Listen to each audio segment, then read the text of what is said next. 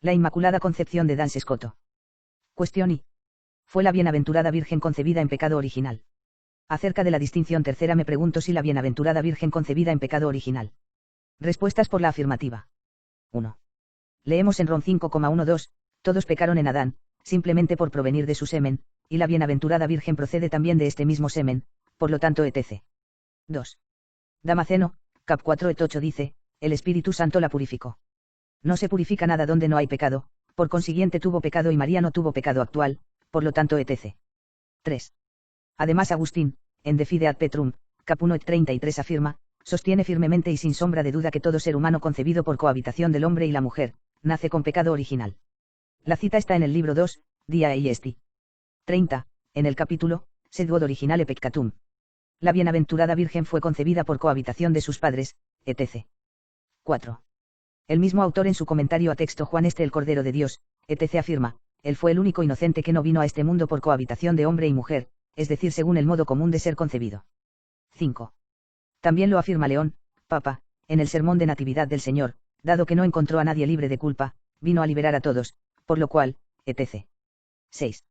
También Jerónimo comentando el Salmo, he salvado del perro solamente mi alma, et de manu canis unicam meam, parece afirmar lo mismo. 7. Idéntica opinión en, de Consecratione, Dia Eiesti. 3, cap 1, ibi, Nativitas, y en la glosa. 8. También Bernardo, hablando de su concepción, dice que fue concebida en pecado original. 9. Lo mismo afirma Anselmo en Dosker de Ius Homo, cap 16. 10. Bernardo en una carta prueba que no fue santificada antes de su concepción, porque en ella, como es claro, intervino la libido. Argumentos en contrario. 1. Agustín, en De Natura et Gratia, hacia la mitad, en el texto en el cap 2, dice, cuando se habla de pecados, no quiero comprometer a María en modo alguno. 2. Y Anselmo en De Concepta Virginali, cap 18 dice, fue conveniente que la Virgen resplandeciese de tal pureza como no pueda imaginarse otra después de Dios. Puede referirse a aquella pura inocencia que solo tuvo Cristo después de Dios, por lo cual, etc. Respuestas a las opiniones comunes.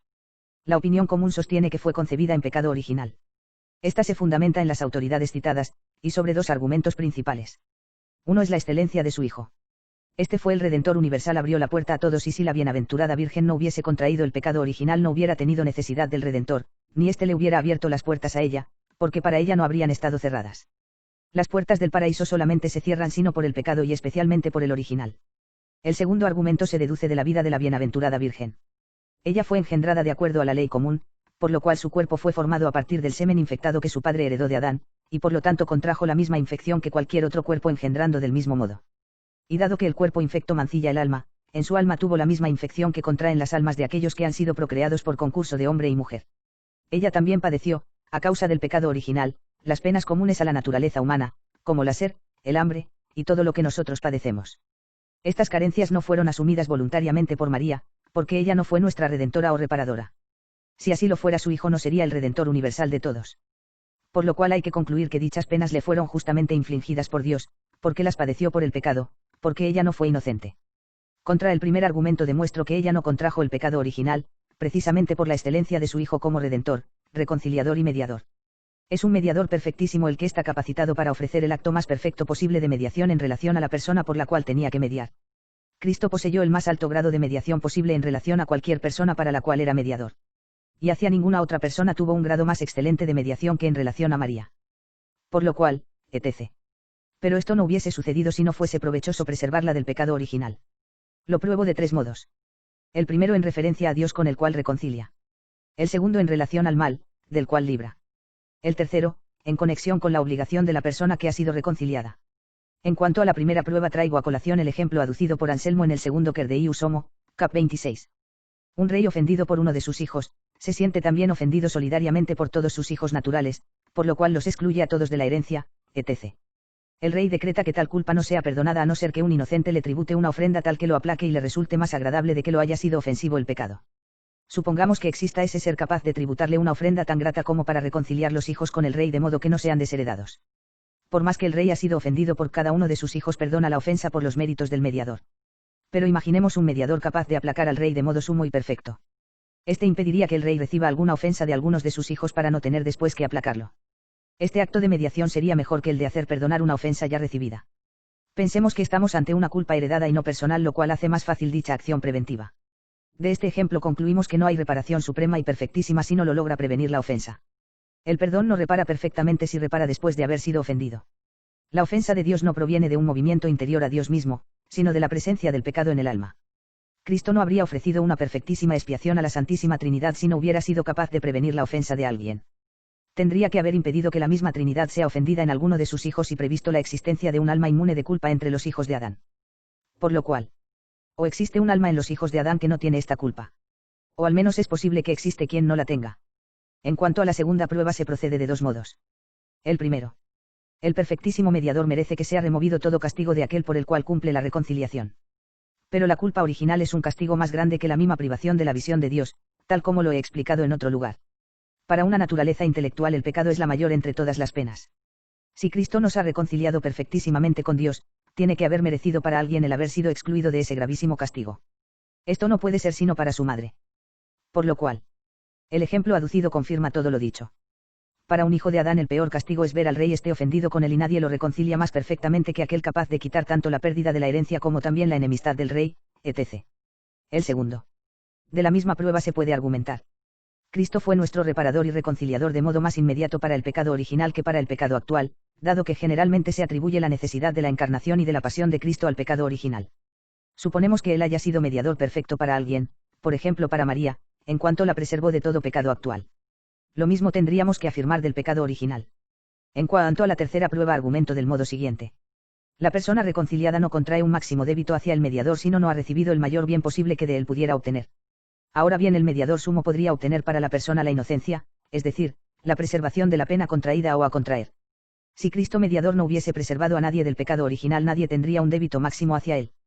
Me puedes objetar que es idéntico el débito de quien ha obtenido la remisión del pecado de quien ha sido de él preservado, en base al texto de Lucas 7, a quien más se le perdona más ama, qui meillais dimittitur meillais diligit. Agustín responde que los pecados no cometidos son perdonados como si hubiesen sido ejecutados. Más aún, es un beneficio mayor preservar del mal que no permitir que se caiga en el mal y después liberarnos de él. Cristo ha merecido la gracia y la gloria para muchas almas que por ellos le son deudoras como a su mediador. ¿Por qué no debería existir un alma que le sea acreedora de la inocencia? ¿Y por qué, si son inocentes todos los ángeles bienaventurados, nunca podrá existir ni siquiera un alma humana fuera de la de Cristo que sea inocente en la patria? En cuanto al segundo argumento, los hechos aducidos de la vida de María no nos llevan a ninguna conclusión. Nada se puede probar a partir de la infección de la carne causada por la fecundación. Así lo prueba Anselmo en el Tratado sobre el pecado original. Vamos a admitir que todos han contraído el pecado original en este mundo, pensemos en la relación infección de la carne y pecado del alma. Cuando la gracia del bautismo borra por la gracia el pecado original, no elimina la infección de la carne que permanece inclusive después del bautismo. Por lo cual dicha infección puede haber sido la causa necesaria del pecado original en el alma.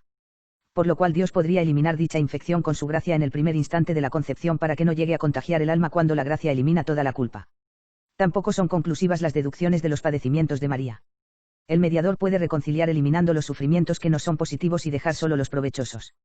La culpa original no era provechosa para María, mientras que las demás penas temporales le fueron útiles para ganar méritos. Por lo cual. 2. Respuesta a las cuestiones. A la objeción presentada respondo que el poder de Dios podía hacer que ella a. No hubiese contraído jamás el pecado original. B. Que tal pecado hubiese estado en ella por un solo instante. C. Que no hubiese estado jamás en pecado original. D. O que lo hubiese estado durante algún tiempo y que haya sido purificada de dicho pecado en el último instante de ese tiempo. A. En primer lugar declaro que la gracia equivale a la justicia original porque en ambas se supone la aceptación divina. Por lo cual el alma que posee la gracia no tiene el pecado original. Dios es capaz de infundir desde el primer instante en el alma de María tanta gracia cuanta otra persona pudo recibir con la circuncisión o con el bautismo, por lo cual desde aquel primer instante María habría estado sin el pecado original de modo análogo al de una persona bautizada. Inclusive si en María existió alguna infección de la carne en el primer instante de su concepción, ésta no tuvo que contagiar necesariamente su alma. Lo mismo sucede después del bautismo, cuando según la opinión de muchos la infección de la carne permanece, pero no existe más la del alma. Es posible también que la misma carne haya sido purificada antes de la infusión del alma para que ésta no quede contagiada desde aquel instante. B. El segundo caso es evidente. Cuando un agente natural comienza a obrar en un determinado instante, el término de su acción está en su estado inmóvil bajo la acción de un agente contrario. Después en el tiempo restante está bajo la forma contraria, en devenir, infieri. Todo lo que puede hacer un agente natural puede también ser hecho por Dios. Es decir, puede producir la gracia en cualquier instante de tiempo disponible. Esto lo podemos corroborar por los siguientes hechos. Cuando el alma está en pecado, Por divino poder puede recibir la gracia. Cuando el alma es concebida puede estar en pecado y de por sí tendría que permanecer en pecado. Podía también estar en gracia, aun si ese estado es gratuito. No se está necesariamente en gracia en el primer instante de la vida en devenir, tiempo o mutación o movimiento. Inclusive si Dios hubiese creado la gracia en el primer instante, el sujeto podría perderla en el futuro. C. La tercera posibilidad resulta obvia. Solo Dios sabe cuáles de estas tres posibilidades que he presentado se han realizado en los hechos. Pero si el hecho no contradice la autoridad de la Iglesia o la autoridad de la Escritura, parece justo que deba ser atribuido a María lo que resulta más excelente. Contra el segundo de estos argumentos se hacen dos objeciones. 1. En primer lugar se dice, cuando Dios obra directamente sobre una criatura, lo hace instantáneamente. Se lee en el libro 8 de la física, las potencias finitas y la infinitas no operan de modo idéntico, una potencia infinita opera en un instante. Por lo cual luego de un instante de pecado el alma no puede con posterioridad ser hecha justa mediante la gracia. 2. En segundo lugar se nos pregunta si la acción de justificación pueda ser equipara a un movimiento o cambio. La justificación sucede en un instante y por lo tanto no es cambio. Tampoco es movimiento porque un alma indivisible no padecer el fenómeno de sucesión propio de un objeto móvil. Tampoco de parte de la forma, es decir de la gracia, dado que la gracia no posee etapas intermedias entre puntos extremos. No existe un intervalo entre dos estados de oposición privativa en un sujeto apto, como no existe un medio absoluto entre dos términos contradictorios. Ninguno de los estados se pierde o se gana de modo gradual, porque el sujeto es indivisible. A la primera objeción respondo que si Dios por propia voluntad obra en un instante del tiempo no está obligado a esperar un momento determinado para obrar, puede obrar a lo largo del tiempo si no ha actuado en el primer instante. Es verdad que Dios lo que hace directamente puede hacerlo de modo instantáneo, pero no está determinado a ejecutarlo en un instante determinado.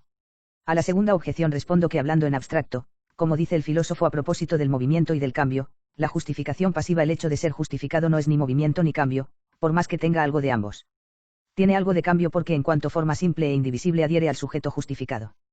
Tiene algo del tiempo y del movimiento porque se adhiere al sujeto no según una medida indivisible sino en el tiempo. En esto se diferencia del cambio. Pero también se diferencia del movimiento porque en la justificación no existe el flujo de una forma o de un ente móvil. No hay partes medias entre dos extremos, dado que en la justificación no se dan términos medios, como hemos demostrado. Un ejemplo. Tomemos un móvil que va perdiendo la forma que tenía en su último instante inmóvil, a partir de comienzo del movimiento va perdiendo ininterrumpidamente, parte tras parte, la forma que tenía, y comienza a adquirir la forma opuesta. Pero si durante todo ese tiempo el móvil ya tuviese la forma opuesta y no adquiriese sucesivamente sus partes, tendríamos un caso semejante al nuestro. Lo adquirido de esa forma no sería ni mutación ni movimiento, como no es cambio ni mutación el paso del estadio de inmovilidad al de movimiento. Porque una pasividad producida por un agente natural es mutación y movimiento y no por el contrario este. Respondo. El agente natural. Si puede causar la forma de modo inmediato, lo hace produciendo una mutación. Si no puede hacerlo necesariamente actúa durante un tiempo a través del movimiento producido por la acción de mover. Dios por el contrario. Puede causar la forma en un instante. Pero si no quiere producirla en un instante la podría producir totalmente en el tiempo sin pasar por fases diversas. Poder actuar en el tiempo no implica imperfección en el agente, solo sería imperfección estar obligado a actuar en el tiempo. A las objeciones de las autoridades respondemos negativamente. Todo hijo natural de Adán es naturalmente acreedor de la justicia original y que de ella fue privado por demérito de Adán y esta es la causa por la cual todos contraen el pecado original. Pero si a alguno desde el primer instante de la creación le es concedida la gracia, éste no queda nunca privado de la justicia original. Esto no sería por mérito propio sino de alguien distinto, puesto que la gracia es conferida por mérito ajeno. De por sí él tendría el pecado original si otro no lo previniese con su mediación. Cuando las autoridades dicen que todos los que descienden naturalmente de Adán son pecadores, esta afirmación tiene que entenderse en el sentido de que los descendientes de Adán son privados de la justicia divina que les es debida por el hecho de su generación natural. Pero esa justicia puede ser concedida por otro camino, y así como la gracia puede ser dada después del último instante, también se le puede otorgar en el primer instante. Por esta misma razón es obvio que a las argumentaciones aducidas por la primera opinión, se responde que María tuvo en grado suma necesidad de Cristo como Redentor. María habría contraído el pecado a causa de la común propagación si no hubiese sido preservada por la gracia del mediador. Como todos los demás tuvieron necesidad de Cristo para que por su mérito le fuese perdonado el pecado ya cometido, con mucha más razón ella tuvo necesidad de un mediador que la preservase del pecado para jamás en caso alguno padecerlo o contraerlo. 3. Respuesta a las objeciones. Se objeta. María fue primero por naturaleza hija de Adán y luego poseyó la gracia, porque fue persona antes de recibir la gracia. Por lo cual, como hija natural de Adán habría sido acreedora de la justicia original. Si no la poseyó fue porque contrajo en dicho estado el pecado original. Respondo. Si dos opuestos se confrontan con un mismo objeto, por su propia naturaleza queda uno de los dos, porque no pueden estar juntos simultáneamente. Lo que se llamamos primero por naturaleza no existe simultáneamente con su opuesto. Primero, por naturaleza es lo que en un momento dado se insiere en un sujeto, a no ser que lo impida un poder extrínseco. Si enfrento la materia con la forma o con la privación de la forma, naturalmente primero existe la materia que no tiene forma que la materia que sí la posee. No podemos afirmar que en el instante en que una materia tiene la forma no la tenga realmente, porque entonces dos contradicciones serían simultáneamente verdaderas. Solo afirmamos que la materia de por sí, abandonada a sí misma, no tendría forma si otro no se la diese. El sujeto, por su naturaleza, es anterior a ambos opuestos. El sujeto es por naturaleza algo que subsiste en sí mismo, antes de existir o de no existir una modalidad accidental. La materia privada de forma es por naturaleza precedente a la informada.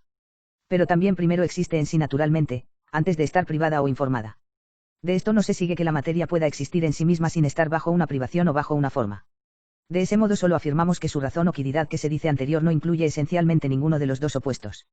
Siguiendo este razonamiento afirmo que la naturaleza del alma precede naturalmente tanto la justicia original o gracia equivalente como a la privación de la justicia debida. En la naturaleza del alma la privación de la justicia debida precede a la justicia. El sujeto, por sí mismo, precede naturalmente las dos oposiciones y por ello la privación es por naturaleza anterior a la forma. Sin embargo, esto no comporta que el alma se encuentre en ocasiones bajo ninguno de los extremos opuestos, ni que antes se encuentre en la privación de la gracia y solo luego justificada. Cuando, pues, se argumenta que primero fue hija de Adán por naturaleza y luego justificada, admito que María, concebida de modo natural, en el primer instante de su naturaleza debería haber sido hija de Adán y en ese instante de naturaleza no tendría que poseer la gracia. Pero de ahí no se sigue que en aquel instante de naturaleza fue efectivamente privada de la gracia, hablando de un instante primero en absoluto. La naturaleza, según dicho orden de prioridad, precedió tanto la privación de la justicia como la misma justicia. Solamente podemos deducir que en razón de la naturaleza se tiene un fundamento natural para la filiación de Adán, pero no está allí incluida ni la justicia ni la privación, y esto lo concedo. Si objetas que hay otro modo de prioridad de naturaleza, es decir que por naturaleza ella primero estuvo privada que en posesión de la justicia y que esto deriva de una causa intrínseca. Respondo que es estar por naturaleza privada de la gracia, en la naturaleza real no existe jamás. Podría existir si no existiese una causa extrínseca para impedirlo, introduciendo su opuesto. Si en el primer instante de naturaleza la materia recibiese la forma, entonces la privación que correspondería a la materia nunca existiría. Se puede argumentar en base al segundo Perier in Eneias 14 que, no siendo justa en el primer instante es no justa. Contesto que la consecuencia no tiene valor para los predicados compuestos. Afirmar que algo no es un leño blanco, por lo cual es un leño no blanco, es lo mismo que decir no es justa en el primer instante, por lo tanto es no justa en el primer instante. El sentido del no justa en el primer instante es, no es naturalmente justa en el primer instante en cuanto de ella depende. Pero de esto no se concluye que es no justa en el primer instante en cuanto de ella depende, porque nada de eso puede ser incluido en la esencia. Réplicas. En el primer instante de naturaleza equivale a decir no justa. Esto lo niego porque justa no está comprendido en la primera parte de la afirmación. Según Dos Pisic. La abstracción no es mentira, y por lo tanto no todo aquel no entiende esto, no está dicho que entienda el no esto. En cuanto al otro problema de la apertura de la puerta, es claro que la puerta le fue abierta por mérito de la pasión de Cristo prevista y aceptada precisamente en orden a ella. De modo que por efecto de la pasión en la persona de María jamás en ella podría haber existido el pecado o cualquier otra cosa que mantuviese cerrada la puerta, inclusive si en el momento de su nacimiento en rigor de términos hubiera debido estar cerrada como para todos los hombres. Me preguntas. Si María hubiese muerto antes de la pasión de su hijo hubiese sido bienaventurada. Respondo que se dice que los santos padres en el limbo fueron purificados del pecado original y sin embargo la puerta permaneció cerrada hasta que se efectuase el pago de la pena debida. Así había decidido Dios que, inclusive aceptando la prevista pasión de Cristo por la redención del pecado original para aquellos que había creído o que habrían creído en aquella pasión, no remitió la pena merecida por el pecado, es decir, la privación de la visión de Dios. No era suficiente la sola previsión de la pasión, sino era necesaria su ofrecimiento de hecho. Por lo cual, como para aquellos padres la puerta no se abrió hasta que fue presentada la pasión de Dios, así también es probable que hubiese sucedido para la bienaventurada Virgen. Al argumento de Bernardo se puede responder que ha sido dada la santificación en el instante de la concepción de la naturaleza no por una culpa presente que no existía, sino por una culpa que hubiera estado presente si en aquella alma no hubiese sido infusa la gracia. Si luego se insiste en decir que existió allí concupiscencia, esto es falso en cuanto a la concepción de las naturalezas por más que puede concedérselo para el momento de concepción y de la mezcla de los espermas. Admitamos que en el momento concepción seminal se haya dado la creación del alma. Tampoco habría inconveniente que en algún modo la gracia haya sido infusa en el alma para que ella no padeciese el contagio de la carne o del cuerpo, fecundado mediante la concupiscencia. Después del primer instante del bautismo la corrupción de la carne, contraída con la generación, puede permanecer junto con la gracia en el alma purificada. Así también pudo suceder en el primer instante en el cual Dios creó la gracia en el alma de María. Duns Scoto, una pequeña biografía. Llamado Doctor Subtilis, murió el 8 de diciembre de 1308, fue el fundador de la famosa escuela escocesa que tuvo a sus mejores representantes entre los franciscanos. De sus antecedentes y vida se sabe poco y las fuentes contemporáneas guardan silencio sobre él. Es cierto que murió bastante joven, según una temprana tradición a la edad de 34, cf. Wadding, Vita Scotti, volumen y de sus obras, pero parece que era algo mayor y que nació en 1270. El lugar de nacimiento de Escoto ha sido muy discutido y aún no hay argumentos definitivos a favor de ninguna localidad. El sobrenombre Escoto no resuelve el asunto porque se daba a escoceses, irlandeses y hasta a nativos del norte de Inglaterra. El otro nombre, Dance, al que los irlandeses dan tanta importancia no resuelve nada puesto que también había un Dance en Escocia, Berwick. Más aún, es imposible determinar si Dance es un apellido familiar o el nombre de un lugar. Apelar a ciertas supuestas antiguas tradiciones a favor de Irlanda no sirve de nada puesto que no podemos asegurar su verdadera antigüedad y precisamente eso es lo importante. La discusión se ha teñido de sentimiento nacionalista especialmente desde el principio del siglo XVI después de que prominentes franciscanos irlandeses como Mauricio de Portu, O'Fiely, Hugo McCagwell, y Lucas Wadding hicieran el gran servicio de editar las obras de Escoto. Por otra parte, los ingleses tienen ciertos derechos de reclamar a Escoto, como profesor durante varios años en Oxford, y porque pertenecía a la provincia franciscana inglesa y ni durante su vida ni durante un tiempo después de su muerte nadie propuso ninguna opinión distinta sobre su nacionalidad. Sin embargo, no debe olvidarse que durante aquellos días los claustros franciscanos de Escocia estaban afiliados a la provincia inglesa, y a la custodia de Newcastle. No sería pues erróneo considerar a Escoto como nativo de Escocia o miembro de un claustro escocés. En cualquier caso es hora de eliminar de esta discusión la famosa entrada en el manuscrito del Caal y Merton, no 39, que inducía a pensar que fue miembro de aquel colegio y por ende nativo del norte de Inglaterra. Los estatutos del colegio excluían a los monjes y como Escoto se hizo franciscano siendo muy joven no pudo haber pertenecido al colegio antes de entrar en la orden. Además la entrada en el registro del colegio es de fecha 1455 y por consiguiente demasiado tardía para que sirva de argumento. Algo mejor es la entrada en el catálogo de la biblioteca de S. Francisco en Asís, de fecha 1381, que llama al comentario de Dans Scoto sobre las sentencias de Pedro Lombardo Dans como magistri fratris Joannis Scotti de ordine minorum, quiet doctor subtilis nuncupatur, de provincia Iberniae, obra del maestro Juan Scoto de la orden franciscana conocido como doctor sutil, de la provincia de Jae Ibernia, Irlanda. Aunque esto es un testimonio más importante a favor de Irlanda, sin embargo por ella sola no puede ser considerada decisiva, puesto que Scoto trabajó durante varios años en Inglaterra y no es suficiente para asignarle a la provincia de Irlanda. La entrada de la biblioteca no puede ser aceptada como contemporánea de Scoto. Si se añade la distancia geográfica, parece claro que la discusión no queda zanjada por una anotación en la lejana Italia 73 años después de la muerte de Scoto, en un tiempo en que el conocimiento geográfico dejaba mucho que desear. Finalmente, los epitafios de Scoto son demasiado tardíos y poéticos. Y sí hay que la cuestión de la tierra natal de Scoto está aún abierta. Probablemente tomó el hábito hacia 1290, aunque no se sabe con certeza. Es un hecho que vivió y enseñó en Oxford, porque el 26 de julio de 1300 el provincial de la provincia franciscana inglesa pidió al obispo de Lincoln que concediera a 22 de sus súbditos jurisdicción para oír confesiones. El obispo dio el permiso solamente a 8 y entre los que no lo consiguieron estaba un tal Johannes Downes. También es cierto que fue a París hacia 1304 y que allí era simplemente bachiller en artes, porque el general de los franciscanos, Gonsalvus de Vallebona, 18 de noviembre, 1304, escribió al guardián del colegio de los franciscanos que presentara a Juan Escoto a la universidad para conseguir el doctorado. La carta del general menciona que Juan Escoto se había distinguido en el pasado por su sabiduría e ingenio que es utilísimo. Los escritos de Dans Scoto son muy numerosos y han sido impresos con frecuencia, algunos desde muy temprano. Pero la edición completa, en 12 volúmenes en folio se publicó en 1639 por Wadding en Lyon que incluía los comentarios de los escotistas Licetus, Poncius, Cabellus e Iquaeus.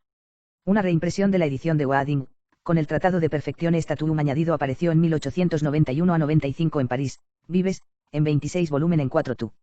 Es dudoso que todos los escritos comprendidos en esta edición sean de Escoto, muchos cambios fueron hechos más tarde por escotistas y aún es necesaria una edición crítica, tarea que se está llevando a cabo por la Comisión Escotista en el Antonianum de Roma. N del T emoticono cara sonriente. Además de las obras impresas, se atribuyen a Escoto otras, especialmente comentarios sobre varios libros de la escritura. Los escritos impresos tratan de temas de gramática, de ciencia y principalmente de filosofía y teología.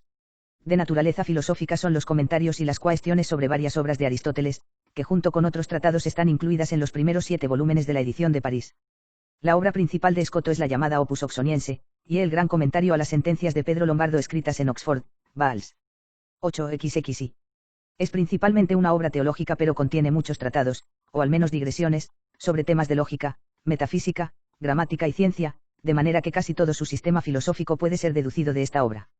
Los volúmenes XX y XIV contienen los Reportata Parisiensia, y un comentario menor, en general teológico sobre las sentencias. Las cuestiones o adlibetales, sobre temas teológicos generalmente, que es una de sus más importantes obras, y el ensayo mencionado arriba de Perfectione Statuum, llenan los 2 últimos volúmenes. Nada sabemos con certeza cuándo fueron compuestas estas obras. Su primera obra fue, probablemente, los comentarios sobre Aristóteles, seguida por el Opus Oxoniense y algunos ensayos menores y por fin las Quaestiones Odlivetales, su disertación para el grado de doctor. Los reportata pueden ser notas tomadas después de las clases, pero esto es una suposición. Escoto parece haber cambiado su doctrina con el curso del tiempo, o al menos no parece haber sido uniformemente preciso al expresar su pensamiento, en realidad sigue la sententia communis como en las Quaestiones Odlivetales, pero también va a su aire. Muchos de sus trabajos están sin terminar. No escribió una summa filosófica o teológica, como Alejandro de Ales y Tomás de Aquino, ni siquiera un compendio de su doctrina. Solo escribió comentarios o tratados sobre cuestiones disputadas, pero hasta esos comentarios no son explicaciones continuas de Aristóteles o Pedro Lombardo. En general, cita primero el texto o lo presupone si ya ha sido conocido y entonces toma varios puntos que entonces eran asuntos vivos y los discute desde todos los puntos de vista y al mismo tiempo presenta las opiniones de otros. Su criticismo es agudo y con su lógica consistente refuta las opiniones o al menos el argumento de sus oponentes. En el calor de la exposición olvida a veces mostrar su propio punto de vista o manifiesta las razones de las varias opiniones sostenibles, resaltándolas como más o menos probables. Esto lo hace, sobre todo en las Caleixians. Por eso se dice que no es un sistematizador, que es mejor destruyendo que construyendo. Es cierto que ninguno de sus escritos revela claramente un sistema. Mientras algunos de ellos, sin duda debido a su prematura muerte, están inacabados. Si verdadera enseñanza no siempre está donde uno la buscaría lógicamente, con cierta frecuencia se halla allí la discusión de algún punto especial o un largo excurso o digresión en el que el autor sigue su inclinación crítica. Su opinión personal hay que buscarla en otra parte, en varias observaciones incidentales o en los presupuestos que sirven de base a su tratamiento de otros problemas y solo tras una larga búsqueda se encuentra. Además, en el calor de la controversia, utiliza con frecuencia expresiones que parecen extremistas y hasta heréticas. Su lenguaje es con frecuencia oscuro, un laberinto de términos, definiciones, distinciones y objeciones con las que no es nada fácil avanzar. Por estas razones el estudio de las obras de Escoto era difícil si se emprendía y no se solía llevar a término con los requisitos de meticulosidad requeridos. Era difícil encontrar en ellos un sistema definido, no pocas opiniones insatisfactorias o hasta equivocadas sobre él, circulaban y pasaban sin ser contestadas, de boca en boca o de libro en libro, creciendo cada vez más en el error con el tiempo. Sin embargo sí que hay en Escoto un sistema completo, un sistema elaborado detalladamente, que se puede hallar sobre todo en su obra principal. Pero aquí solo necesitamos indicar sus principales ideas y aquello en lo que difiere de Santo Tomás y de doctrina común, sententia communis. Sistema de filosofía. Los principios fundamentales de sus enseñanzas filosóficas y teológicas están en su distinctio formalis y en su idea del ser. La distinctio formalis intermedia entre la distinctio rationistantum, que es la distinción hecha por el intelecto solo, y la distinctio realis, que es la que existe en la realidad. La primera ocurre, por ejemplo, entre la definición y la cosa definida, y la segunda, en el reino de la realidad creada, entre cosas que pueden existir separadamente o divina omnipotencia puede hacer que existan separadamente, por ejemplo, las distintas partes de un cuerpo o entre sustancia y accidente. Una cosa es formalmente distinta cuando es tal en esencia y en el concepto que puede pensar de ella por ella misma, cuando no es otra cosa, aunque pueda estar tan unida a esa otra que ni siquiera la omnipotencia pueda separarla, como por ejemplo el alma y sus facultades y esas facultades entre ellas mismas.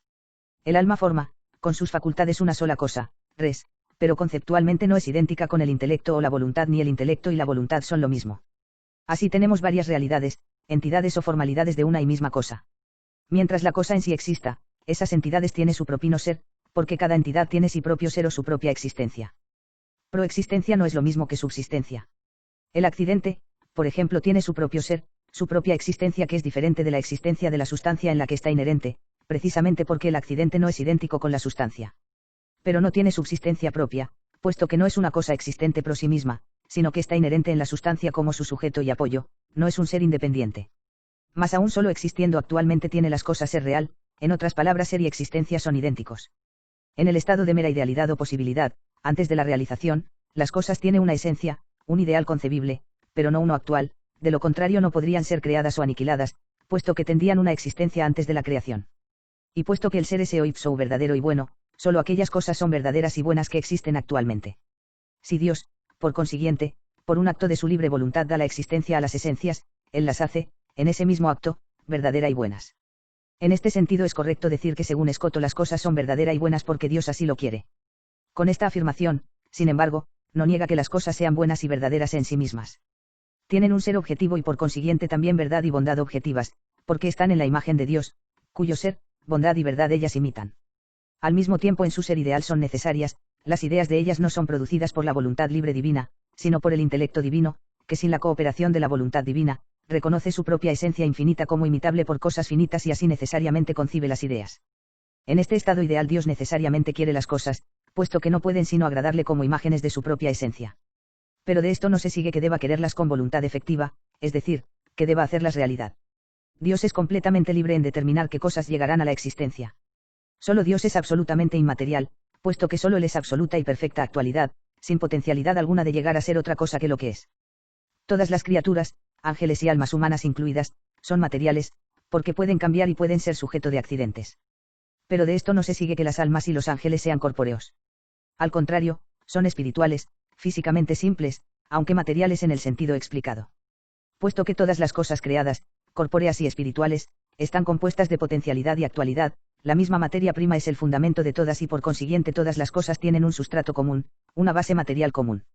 Esta materia, en sí misma muy indeterminada, puede llegar a ser determinada como cualquier clase de cosa por una forma espiritual la determina como un espíritu, una forma corpórea la determina como cuerpo material. Escoto no enseña un realismo extremo, no atribuye a los universales o esencias abstractas como género o especie una existencia propia independiente de los seres individuales en los que se realizan. Es verdad que mantiene que la materia prima como principio indeterminado puede ser separado de la forma, o principio determinante, al menos por la omnipotencia divina, y que entonces puede existir por sí misma. Conceptualmente, la materia es completamente diferente de la forma, más aún, la misma materia puede ser determinada por formas completamente diferentes y la misma forma puede estar unida con diferentes materiae, como es evidente en los procesos de generación y corrupción. Por esta razón, Dios al menos, puede separar una forma de otra, como en la Eucaristía. Él mantiene los accidentes de pan y vino en existencia, sin sustancia en la que están inherentes. No es menos cierto que Escoto enseña una pluralidad de formas en la misma cosa. El cuerpo humano, por ejemplo, tomado en sí mismo, sin el alma, tiene su propia forma, la forma corporeitatis, que se transmite al niño por sus padres y es diferente del alma racional, que es infundida por Dios mismo. La forma corporeitatis da al cuerpo una suerte de forma humana, aunque muy imperfecta y permanece después de que el alma racional ha partido del cuerpo en la muerte hasta que se descompone. Sin embargo, el alma racional, que es la forma esencial del cuerpo o del hombre, constituye con el cuerpo un ser, una sustancia, una persona, un hombre con todas sus facultades vegetativas, sensitivas e intelectuales y es la obra inmediata del Dios que la infunde al niño.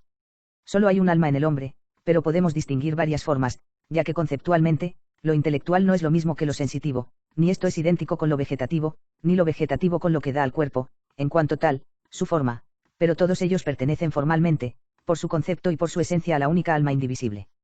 Mantiene también Escoto una distinción formal entre la naturaleza universal de cada cosa y su individualidad, es decir, en Platón, por ejemplo, entre su naturaleza humana y la que le hace a él precisamente Platón, su platoneidad, porque la una no es la otra, la individualidad se añade a la naturaleza humana y junto con ella constituye al humano individual. En este sentido, la propiedad o diferencia o la excitas, es el principium individuationis. De lo que se deduce claramente que hay muchos parecidos entre materia y forma por una parte y naturalezas universales y su individuación, por otra. Pero Escoto está muy lejos de enseñar realismo extremo. Según su punto de vista, la materia puede existir sin forma, pero no la esencia universal sin individuación y tampoco pueden las distintas formas de la misma cosa existir por sí mismas. No mantiene que la materia uniforme que subyace a todas las cosas creadas sea el ser absoluto que existe por sí mismo, independientemente de los individuos y que después es determinado por formas añadidas, primero a los géneros, después a las especies y finalmente a los individuos.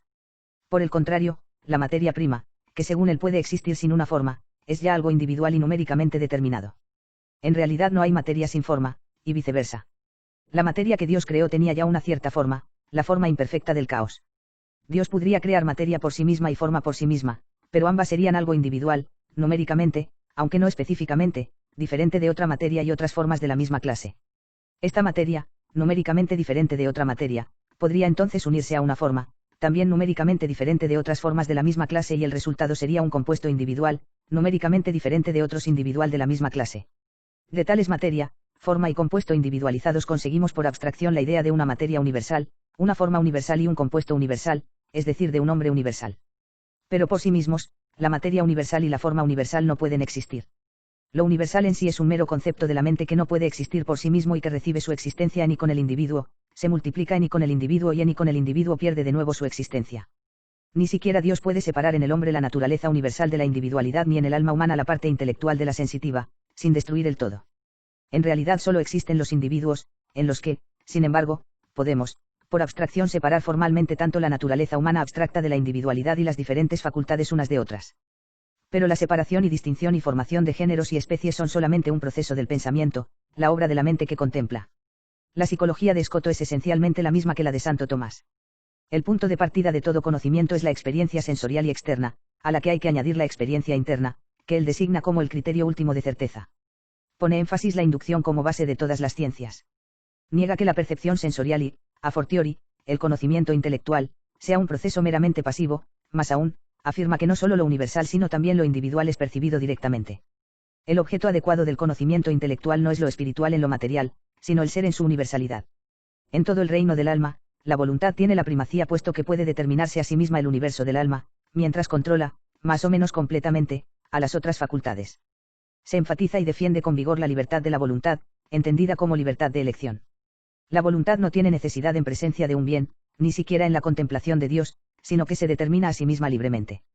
Esta doctrina no implica que la voluntad pueda decidir qué es verdad y qué es falso, lo que es correcto o incorrecto ni que su elección sea ciega y arbitraria. Los objetos, motivos, pasiones y hábitos ejercen una gran influencia sobre la voluntad y la inclinan a elegir una cosa en vez de otra. Sin embargo, la decisión final permanece en la voluntad y al final la voluntad es la causa del acto, de lo contrario no sería libre. Respecto a la memoria, sensación y asociación, Escoto manifiesta muchos puntos de vista modernos. Sistema de teología. Se ha dicho que según Escoto la esencia de Dios consiste en su voluntad, pero esta afirmación no tiene base. Dios, mantiene él, es un ens infinitum. Es cierto que, según el amor de Dios por sí mismo y la inspiratio del Espíritu Santo por el Padre y el Hijo no se basan en un instinto natural, por decirlo de alguna forma, sino en la libre elección de Dios. Toda voluntad es libre y por consiguiente también la de Dios. Pero su voluntad es tan perfecta y su esencia tan infinitamente buena, que su libre voluntad no puede sino amarla. Este amor, por consiguiente, es a la vez libre y necesario.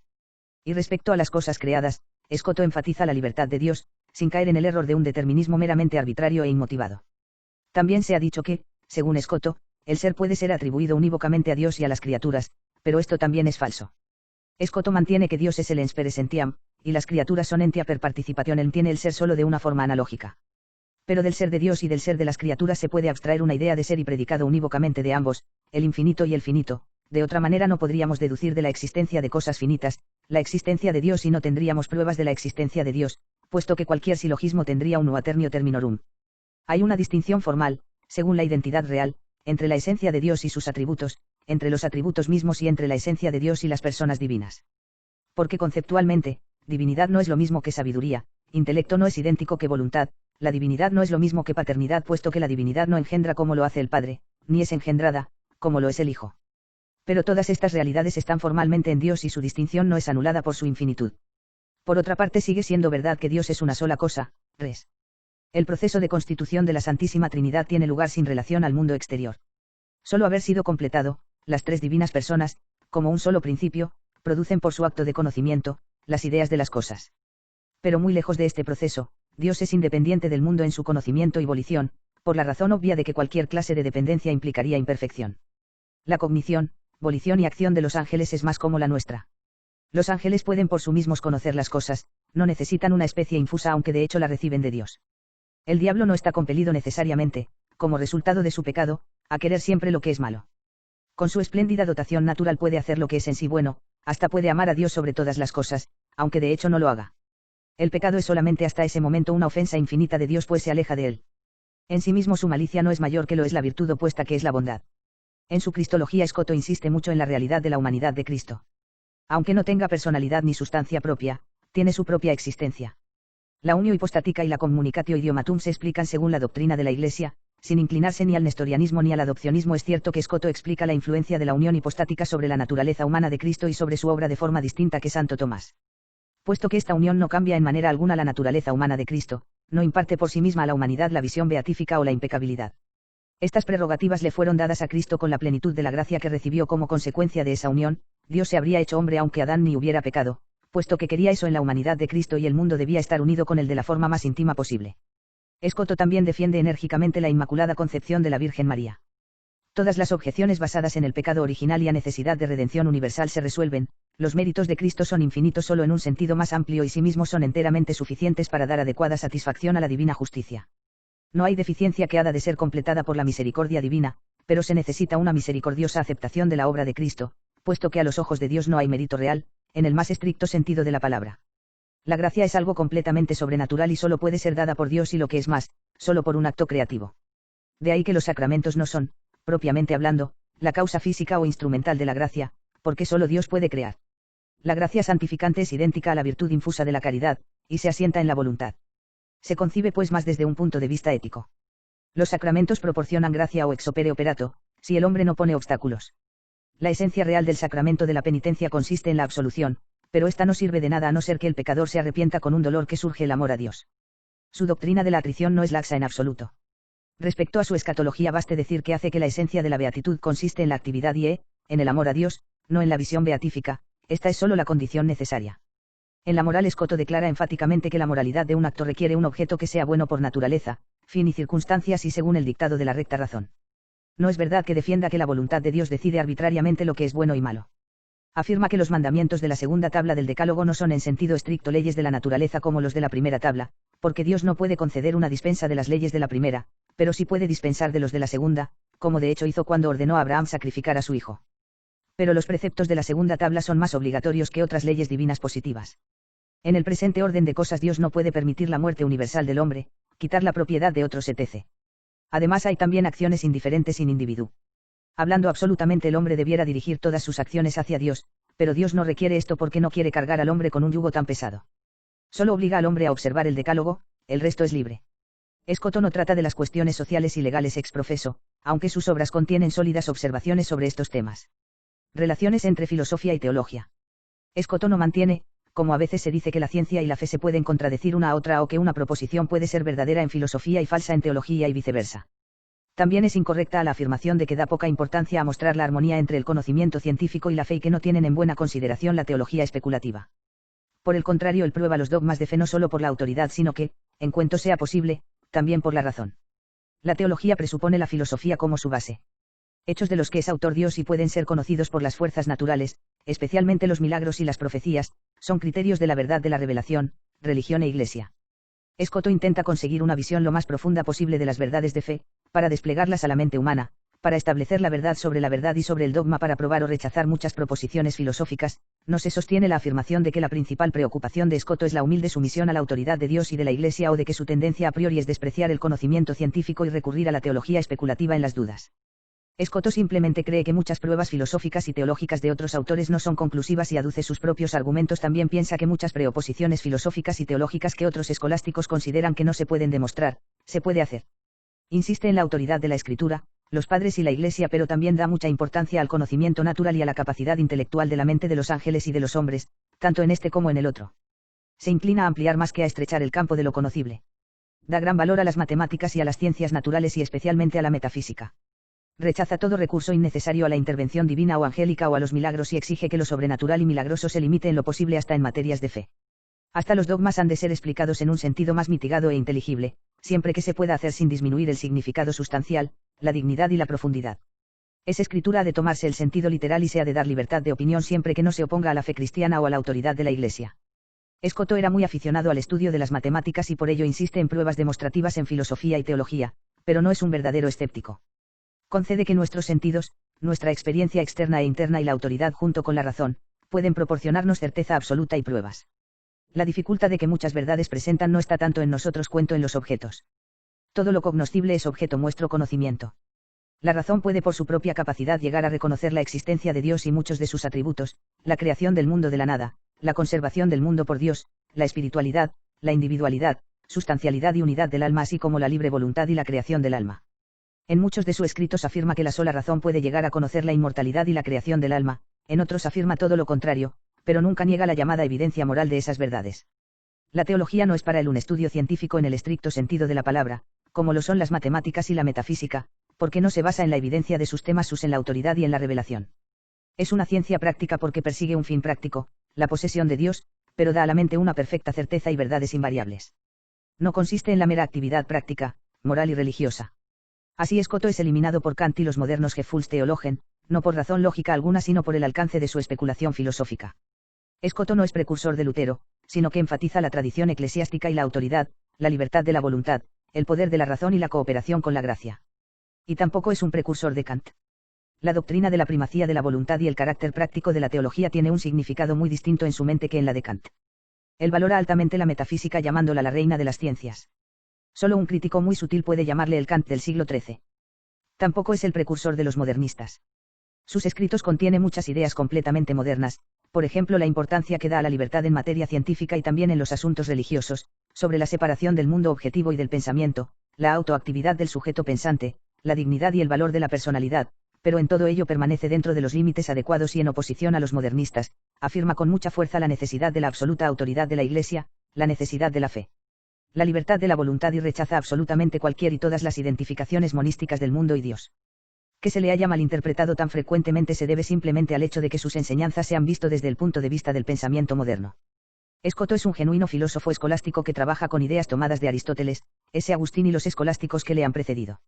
Es reconocido universalmente como un pensador profundo, una mente original y un crítico agudo, un científico completo que sin prejuicios personales procede objetivamente, estableciendo sus propias doctrinas con modestia y con cierta reserva. Se ha dicho que hizo más mal que bien a la Iglesia que con su criticismo destructivo, y sus sutilezas y su terminología bárbara, preparó la ruina de la escolástica, que de hecho comienza a decaer con él. Estas acusaciones se originaron en gran manera por el insuficiente entendimiento o la falsa interpretación de sus doctrinas. Sin duda su estilo carece de elegancia, es oscuro e ininteligible, pero lo mismo se puede decir de muchos escolásticos que le precedieron. Además abundan en su obra discusiones sutiles y distinciones que no tenían sentido en su época y sin embargo sus investigaciones fueron causadas en la mayoría de los casos por las afirmaciones de otros filósofos escolásticos, especialmente Enrique de Gante, al que ataca aún más que S. Tomás. Sin embargo el verdadero espíritu de la escolástica no está quizás tan pronunciado en ningún otro escolástico como en Escoto. En la profundidad del pensamiento, que al fin y al cabo es lo importante, ninguno de sus contemporáneos le superó, era hijo de su tiempo, un aristotélico total quizás más que Santo Tomás, pero también critica duramente al Estagirita y a sus comentaristas. Siempre trata de explicarlos favorablemente, pero no duda en discrepar de ellos. La enseñanza de Duns Scoto es ortodoxa. Católicos y protestantes se han cargado con variados errores y herejías, pero la Iglesia no ha condenado ni una sola de sus proposiciones, sino que al contrario, la doctrina de la Inmaculada Concepción que defendía tan intensamente, ha sido declarada dogma. Partenius Mingis. Transcrito por Riquemez C. Carty. Traducido por Pedro Rollo.